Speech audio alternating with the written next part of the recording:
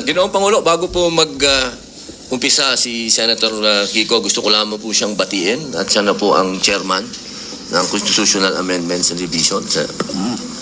At maraming salamat din sa dating chairman ng Constitutional Amendments Committee. Magandang araw sa kanila lahat. Kung maaari po bang magtanong ng ilang mga katanungan sa ating nagbigay ng kanyang privilege? Opo. Unang-una, nagpapasalamat tayo na ito'y naisiwalat ng ating kasamahan sa Senado yung usapin ng Juvenile Justice Welfare Law of 2006 and amended noong 2013. Una sa lahat, tayo ay nakikiisa sa kanya sa usapin ng pangangailangan ng hustisya, lalo na sa mga naging biktima ng mga krimen o kaya mga kilos ng mga kabataang nasasangkot o minor de edad na nasasangkot sa criminal activities. Tama lang na dapat ang mga nagkasala ay nananagot. At marahil ay maraming kinakailangan ding liwanagin o linawin sa usapin nung ano nga ba ang tunay na mga probisyon o tunay na mga posibleng mga pag-implementa ng batas at ikumpara ito dun sa mga hindi tama o kaya disinformation. Unang-una sa lahat, hindi po tama at hindi ito naaayon sa batas na walang pananagutan ang kabataan na nagkakasala. Number 1. Number 2, hindi rin tama na ang nagkasala sa batas na menor de edad ay dapat pakawalan. Number 3, hindi rin tama na kapag ikaw ay below 15 at up to 9 years old at ikaw ay nagkasala ay dapat kang pakawalan. Maliwanag, noong 2006 na ipasa yung batas, nakita ang ilang mga naging problema sa implementasyon ng batas. Kaya noong 2013, ito ay inamendahan under the chairmanship then of now Senate President Chis Escudero. He was the chairperson of the Senate Committee on Justice. Ngayon, siguro isang tanong. Ang unang tanong, maaari bang masabi na oo, may kakulangan ng batas, ngunit mas marami ang kakulangan sa implementasyon kaysa sa batas mismo? Una po, linawin ko po sa ating kaibigan, Senator Kiko Pangilinan, wala po akong sinabi na kulang ang batas. Ang sabi ko po ay napakaganda ng batas na ito. Hindi lang po siya napapanahon ngayon. Sa pangalawang tanong po, totoo po yan, sa maiksing panahon ko po dito sa Senado, napakadami pong magagandang batas. Sobrang gagandang batas, hindi po talaga na-implement. Hindi lang po sa usapin na ito. Usapin lang ng agrikultura, number 1 na yun. Public information, number 2 na yun. Pero ito pong tanong niyo po, totoo po yan. Implementasyon ang kulang. Pero alam niyo naman po sa buhay ng... Ito lang po, opinion ko lang po ito, no? Dahil ako po ay hindi ko naman po itinatago na tayo po'y galing dyan sa ganyang klaseng buhay. Yung mga ganito po kasi, alam nyo, minsan iisipin natin ang mga kriminal bobo, kriminal tanga, kriminal walang isip. Gusto ko pong sabihin sa inyo, nagkakamali po tayo. Yan ho ang mga pinaka may brilliant mind, ano? Kung gusto nilang gumawa ng krimen at gusto nilang gamitin po talaga yung mga bata, talaga pong magagamit po nila. Kaya ulitin ko po, Senator Kiko, wala po akong nakitang hindi maganda sa batas po ninyo. Ako po'y naniniwala dito sa batas po ninyo. Kaya lang po, kailangan po natin mag-adjust po sa panahon po ngayon. Maraming salamat sa paliwanag at sa kasagutan. Kanina nabanggit nung in-interview na kabataan na kaya nila ginawa yung batas, yung kriminalidad. Kaya sila gumawa ng krimen ay dahil hindi sila mapaparusahan. Tama yun, hindi ba? Tama yung kanilang, yung bitiw na salita. Tama ba yun sa ilalim ng batas na pag sila'y gumawa ng kriminalidad o krimen ay hindi sila mapaparusahan? Sa usapin po ng kasi ganito po yan, napakaganda po nung inyo pong katanungan. Ang bata kasi, kahit sila, lalahatin ko na po, kasi ganito yan pagka sinabi mong pananagutan, ang kaduktong po nun, dapat may parusa. Kasi kung pananagutan, oo, may pananagutan, sinabihan siya, ginawa mo yan, kaya ganito muna ang mangyayari sa'yo, dadaling ka muna dito sa bahay pag-asa, dadaan ka dito sa matinding intensive na masasabi nating psychological and moral and lahat na po, sabihin natin. Alam niyo po, Senator Kiko, sa 3 years and a half ko po sa Bilibid, hindi ko naman po nila lahat, pero wala na pong pinakamagagaling na artista kundi kriminal. Kapag kaharap niyo po yan, lahat ng drama, lahat na po, sabihin niyo po, lahat ng kalungkutan, lahat ng pinagdadaanan niya, sasabihin sa inyo. Pero pag talikod po ng nag-i-interview dyan, halimbawa ng empleyado yung sabihin gwardiya, o ng probation officer, pag talikod po nun, pagbalik niyo sa selda, bubuksan yung wallet niya, papakita sa iyo yung dyaryo, ito ang pinatay ko, pare. Ganyan po ang criminal mind. Hindi ko naman po inilalahat. Pero pagka sinabi po natin kasi ng pananagutan, dapat nagbabayad ka ng kasalanan. Hindi lang binasa sa iyo. Hindi yung parang gumawa ka ng isang karumal-dumal na krimen. Ito po nakita ko po ito dahil ako po ay kagyat na pumunta sa Camarines Norte nung ni-rape nila yung batang ano po ito Senator Kiko magkakaibigan po ito. Yung babae ni-rape nila, binidyo nila, lahat, pinatay, lahat po, binidyo, hanggang naagnas yung bata, binidyo. Pagdating po, kasama po ako doon, nung dinala po doon sa bahay pag-asa, ang sabi nung bata, hahantingin ko kayo, sabi doon sa mga, papatayin ko kayo, sabi doon sa mga pulis. Ilang taon yung batang yun? 13 po. At ilang taon yung, grupo sila, hindi ba? Grupo po. 13, 15, yung isa po, 16, yung bata pong ni-rape nila, 13 din. Yes, okay. Kaya ako tinatanong yun, dahil yung bitiw na salita ng bata dito sa video na sinasabing ginawa namin ng krimen dahil alam namin hindi kami mapaparusahan ay maling impormasyon. Hindi tama na hindi sila mapaparusahan. At yung mga edad 16, 15, oo, menor de edad, pero maliwanag sa batas na maaari silang litisin bilang mga nasa hustong gulang na kapag napatunayan na meron silang discernment. At ang katunayan yan, yung magwad killings, dahil sila ay menor de edad nung naganap, pero sila ay 16 at 17, sila ay nilitis bilang mga nasa hustong gulang at sila ay nakakulong ngayon. In other words, hindi tama yung sinasabi na dahil menor de edad, hindi pwedeng parusahan. Dahil yung dalawang involved sa magwad killings, pinarusahan. Nakakulong ngayon. Yun ang puntong isa. Ayaw nating mangyari ang mga ito. Dapat lang mabigyan ng hustisya ang mga biktima ng karumal-dumal na krimen na galing sa menor de edad.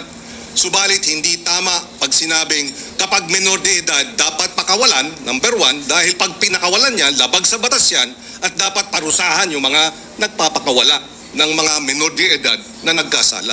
Yan ang batas. Iba ang batas, iba naman ang implementasyon.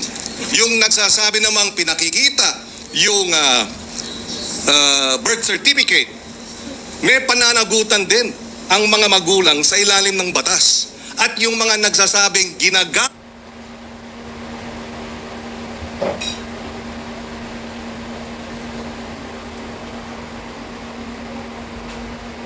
ng mga bata, may pananagutan din sa nasabing batas. In fact, ang parusa dun sa mga gumagamit ay yung maximum na maaaring maging parusa dun sa krimen na isinagawa ng mga bata at ginamit ng mga sindikato. Ito'y madaling sabihin. Parusahan yung bata, ginagamit ng mga sindikato. Bakit hindi habulin yung mga sindikato? Kasi mas madaling parusahan yung bata. Mahirap parusahan yung mga sindikato. Dahil yun, makapangyarihan. Yung bata, vulnerable. ginamit na ng mga sindikato, exploited na, biktima na dahil ginagamit at kinakasangkapan at mabibiktima ulit ng Estado dahil kailangan silang parusahan at ikulong. Kaya kinakailangan marahil ay balansehin natin sa usapin ng unang-una, yun nga ba talaga ang sinasabi ng batas? Allow me to read some of the provisions. Parents shall be liable for damages unless they prove to the satisfaction of the court that they were exercising reasonable supervision over the child. Ibig sabihin, may pananagutan ang mga bata, ang mga magulang.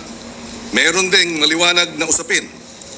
Pananagutan ng mga gumagamit sa bata, Section 20C. Any person who in the commission of a crime makes use, takes advantage of, or profits from the use of children, including any person who abuses his authority over the child, shall be or instigate the commission of the crime, shall be imposed the penalty prescribed by law for the crime committed in its maximum period. So kung ginamit sa droga, maximum sentensya sa usapin ng illegal na droga ang ipapataw doon sa mga magulang o sa mga adults, sa mga sindikato na gumagamit sa mga bata. Again, ihiwalay natin yung implementasyon ng batas. Kung mayroong mga kakulungan, dapat managot sila. Pero iba naman ang batas mismo. Opo, katulad po ng sinabi ko kanina, wala po akong nakitang hindi maganda po sa batas po na ginawa po ninyo. Sa umpisa pa lang po ng aking talumpati, ay yan na po kagad. Sinabi ko po ay napakaganda. Yun lamang po sa usapin, doon lamang po sa edad. At yun po talaga ang aming intensyon na bumaba po ito. Dahil sa nakita naman po natin, talagang yung mga nakakagawa po ng krimen ngayon ay nasa ganung edad na po. Huwag niyo pong isipin na ang aking amenda ay para guluhin o sirain ang honor ng batas po na yan. Hindi po. Ako po ay isang ayon dyan. Yung lamang pong provision na yun. Kailangan lang naman po talaga nating pag-aralan mabuti dahil sa ngayon po talaga aming ginagalang at mahal na Senador Kiko Pangilinan, iba po kasi ang pinanggagalingan natin. Kayo po ay magaling na abogado, kayo po ay nasa, medyo ironic lang kasi kayo ang nasa posisyon ng akusado, ako naman ang nasa posisyon ng biktima. Pero iisa lang po yung ating mithiin, proteksyon na ng mga bata. Bata. Opo. Pero yung mga nakagawa po ng mga heinous crime, hindi ko po talaga matatanggap na tatawagin nating mga bata itong mga ito. Tama po yan. At kaya nga nakalagay din sa batas, kung sila ay kumilos at magkaroon ng discernment at kumilos na parang mga tulad ng mga nasa hustong gulang na, from 18 to 15, dapat litisin bilang mga nasa hustong gulang na. At yung 15 and below naman, pagka serious offenses, pwede silang mandatory confinement for a period not less than 1 year. Ibig sabihin, sila ay involuntarily confined for a period of not less than 1 year.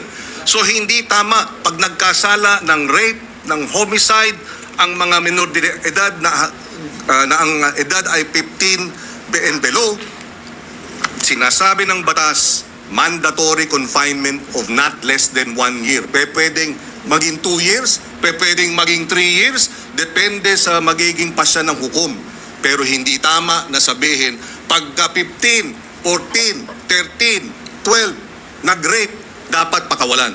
Labag sa batas yun. Ngayon, nais ko rin ipaliwanag at ilagay sa records po natin, narito si Senator Sherwin Gatchalian. Nung siya ay mayor, full implementation ng Juvenile Justice Welfare Law ang kanyang inimplementa. At naalala ko na 70%, if I remember right, nung mga nabigyan ng pangalawang pagkakataon dahil nagkasala na diversion program ay nanumbalik sa normal na buhay at nagkaroon na ng maayos na pamumuhay. In other words, nais din natin malaman pagdating sa committee hearing, dito sa batas na ito, Ilan ang mga nakinabang at nagkaroon ng pangalawang pagkakataon at nagbago ng buhay? Dahil yun naman ang kabila nung sinasabing benepisyo at kahalagahan ng batas na ito. Dahil kung wala ang batas na ito, lahat ng mga nagkasala diretso sa kulungan kahit 9 years old at isasama sa mga hardened criminals. Pero dahil sa batas na ito, hindi na hinahalo sa hardened criminals, sila ay inilagay sa isang diversion program.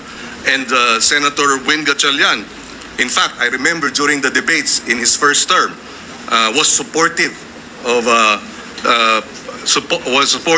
adding budgetary support for the full implementation of this law.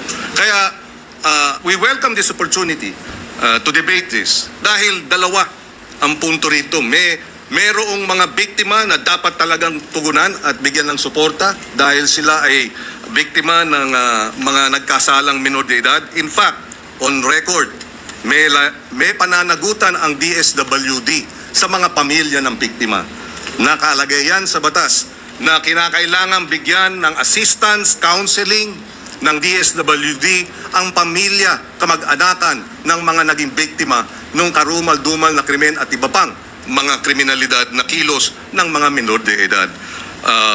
And therefore, we welcome this opportunity na magkaroon talaga ng diskusyon, makita ang maganda sa batas, makita ang kakulangan sa implementasyon, at tingnan din natin itong usapin ng lowering of the age. Ako, ang punto ko, palagay ko, masyadong mababa ang 10 years old. Although even if you're 10 years old, again, uulitin ko, at ikaw ay nag-commit ng rape, minimum 1 year mandatory confinement. Pwedeng ma-extend dahil yan naman ang sinasabi ng batas. Ako po ay naliligayahan sapagkat kayo po ay bukas sa debate at pagdiskusyonan.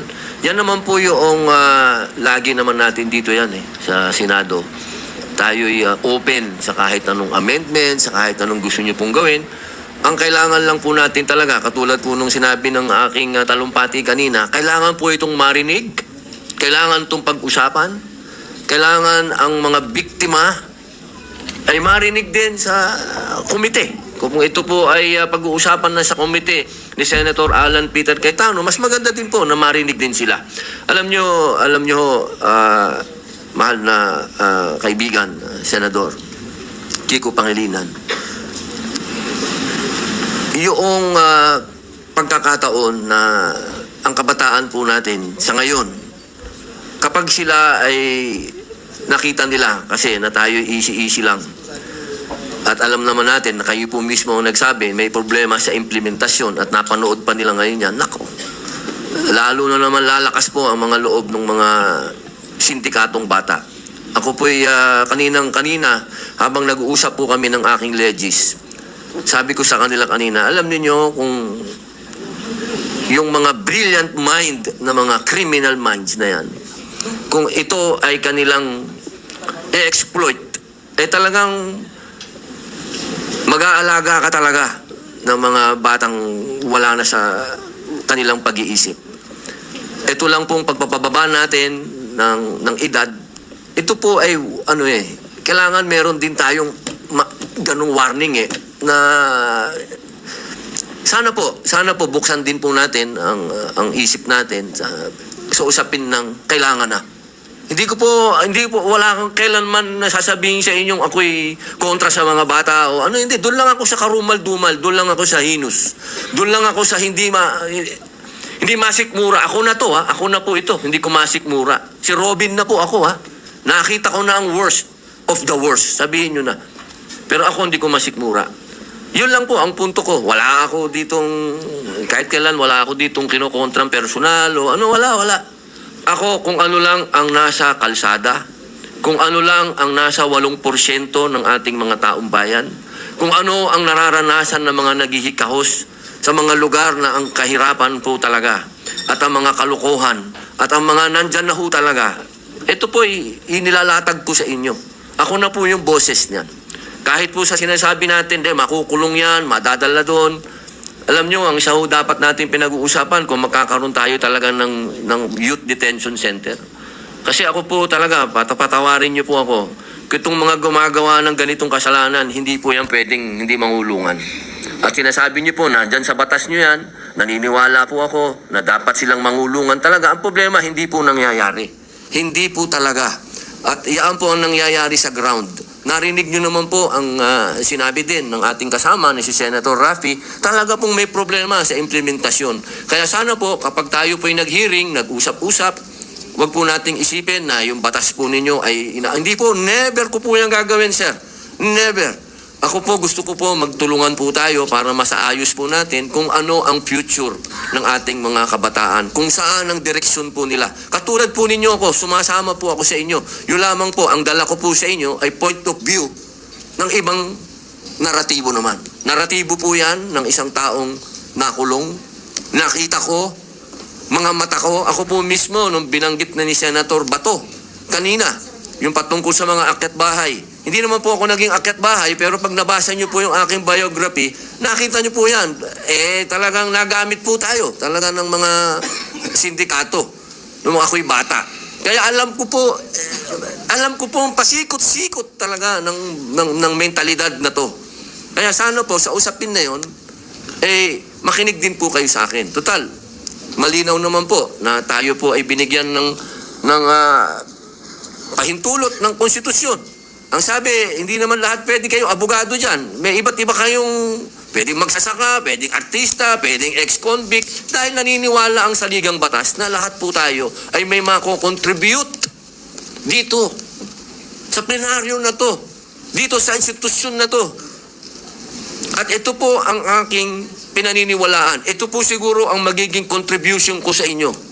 Nasabihin po sa inyo kung ano talaga ang estado ng ating criminal minds. Kasi talaga po yan, talaga po Wala na po tayong magagawa. Tanggapin na natin na nandito yan at paano natin naharapin. Sabi nga po, oo, pwedeng maging deterrent, pwedeng hindi. Ang kailangan lang po talaga ay malinawan natin na may parusa. At sabi naman nyo, sa batas ninyo, malinaw ang parusa. Ang problema po, hindi yan ang nangyayari sa ground.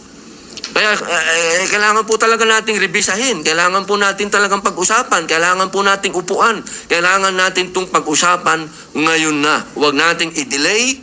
Ang hinihiling po natin, mag-hearing na. Pag-usapan na po ito dahil nangyayari na po natin. Dahil kailan lang yung rape doon sa Quezon City na pinatay yung bata na 8 years old. Ngayon may kinukwento si General Bato po, si Senator Bato na may pinatay lang na pinasok doon sa bahay. Scholar, sinaksak. So, sunod-sunod na po ito, sir. Yun lang po akin na sana ito pong sinabi po ninyo na tatanggapin niyo po lahat. Pag-usapan na po natin sa hearing at dito po sa entablado at magkasundo na po tayo para yung taong bayan po, alam niyo naman po, siguro naman naniniwala naman po ako na pwede tayong mag-meet sa gitna. Pag-usapan natin to. Wala naman pong hindi nakukuha sa pag-uusap. Ang kailangan lamang po tanggapin natin na may problema sa ngayon ang kabataan dahil sobra na pong bata ang mga nakakagawa ng heinous crimes. Yun lang po yun. Wala po kong gusto sa inyong diskusyonan. No po. Kami nagpapasalamat na nabanggit ni Senator Padilla itong usapin nga ng nariyan sa batas na dapat may parusa, angkop sa pagiging menor de edad. At meron naman talaga. Pwede talagang manatiling confined involuntarily, mandatory confinement for many years. 2-3 years pwede yan. Kung ikaw nagkasala bilang menor de edad. At nabanggit din niya, pero hindi ito ang nangyayari sa baba. So baka ang problema ay sa halip na amyendahan yung batas, ipatupad ng tama yung batas. Pero ganun pa man, pakikinggan natin ang magkabilang panig. Ako'y naniniwala na ang kakulangan talaga is the implementation of the law rather than amending the law. Dahil pagka na-implementa ng tama, within 24 hours ng report, dapat ang batang involved sa serious offenses ay idadala na para sa mandatory confinement. Mabilis ang hinihiling ng batas na kilos ng gobyerno. Pag hindi ginawa yan, hindi yan problema ng batas, problema ng implementasyon. Kaya tayo ay bukas makinig, tayo ay bukas dun sa mga minumungkahi, pero ang ating paniwala, ang ating obserbasyon ay mukhang may kakulangan hindi sa batas kung hindi sa implementasyon niya ito. Dahil uulitin ko, yung mga 12 to 15 na nag-serious offenses, hindi dapat pinapakawala. Yan. At mayroong parusang angkop sa edad nila. At maaari silang manatiling naka-confine involuntarily. Ibig sabihin, wala silang karapatang lumabas. Their liberties are limited by at least 1 year, and it can be even more. And finally, siguro, kailangan lang ipaliwanag, hindi po tayo nasas, kumbaga, ang sinabi kasi ng ating butihing senador, na siya ay para doon sa mga biktima at ako naman ay para doon sa mga akusado. Hindi po. In fact, yung amendment natin sa batas na ito ay dapat bigyan ng assistance, suporta, counseling ng DSWD ang pamilya at kamag-anakan ng mga biktima. Mandato yan. At pag nagkulang ang DSWD dyan, sila'y mananagot. Hindi tayo panig sa mga kriminal, hindi tayo panig o sa mga children in conflict with the law o yung mga inaakusahan. Hindi rin tayo panig basta-basta sa mga biktima. Panig tayo sa interes ng pagpapatupad ng tama ng batas. Dahil alam ko, pag tama ang pag-implementa sa batas, lahat makikinabang.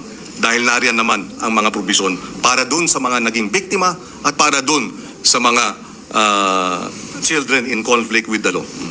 Okay, maraming salamat po. Opo, ako po'y natutuwa at nanggaling po sa ating mahal na senador na open po siya sa pagdiskusyonan to. At kanina lang po, nabanggit niyo po kanina, parang open na kayo mag-amenda tapos binawin niyo. Doon lang po ako naguluhan. Pero sana po, pag-usapan na lang po natin. Maraming salamat po sa inyo.